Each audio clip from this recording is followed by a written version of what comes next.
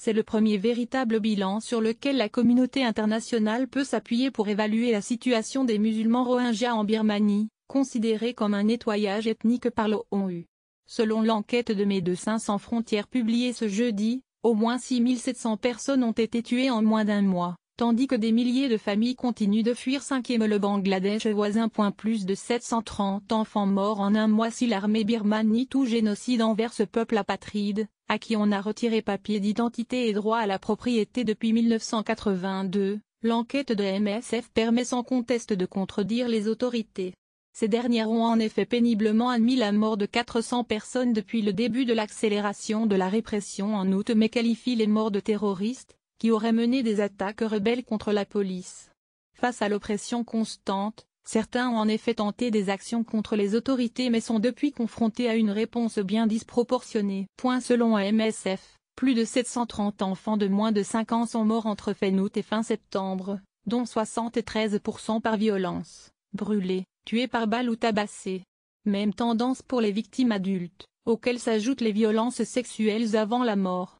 L'étude ne peut que sous-estimer les morts. Le docteur Emmanuel Grelotti est l'un des épidémiologistes qui a mené l'enquête de Médecins sans frontières dans le sud de l'immense camp de réfugiés rohingyas au Bangladesh.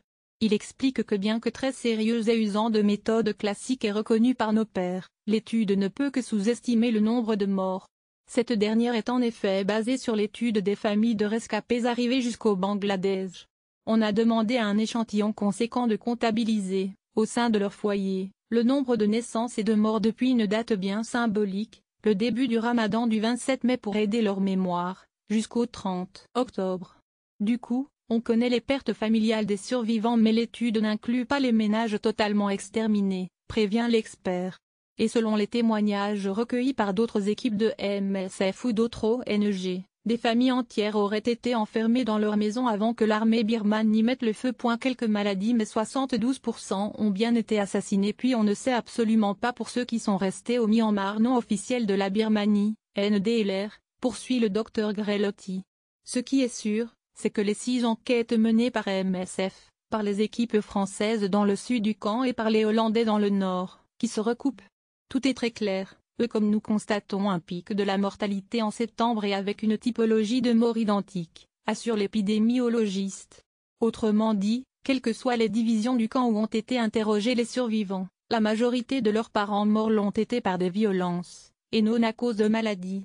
Parmi les morts en Birmanie, il y a quelques cas dus à la malnutrition, la rougeole ou la diphtérie, qui continuent de tuer actuellement dans le camp où des épidémies se sont développées. Mais 72% ont bel et bien été assassinés, répète-t-il avant de s'extraire un peu de la pure analyse des chiffres. Je m'attendais à un taux de mortalité élevé mais cette violence, sur des enfants de moins de 5 ans, beaucoup par balle, c'est clairement un massacre de masse, assure-t-il avec sa longue expérience des études du genre, un peu partout dans le monde. Il y a plein d'autres endroits où c'est très dur, il ne faut pas comparer. Mais ici, la surprise vient du nombre élevé de morts sur une très courte période. C'est très clair, l'ensemble de ces personnes ont été tuées délibérément. Conclut-il. Ces violences ont déjà poussé près de 700 000 Rohingyas à fuir au Bangladesh, soit un peu plus de la moitié de cette communauté opprimée. La tragédie Rohingya. BMSF. Exposure.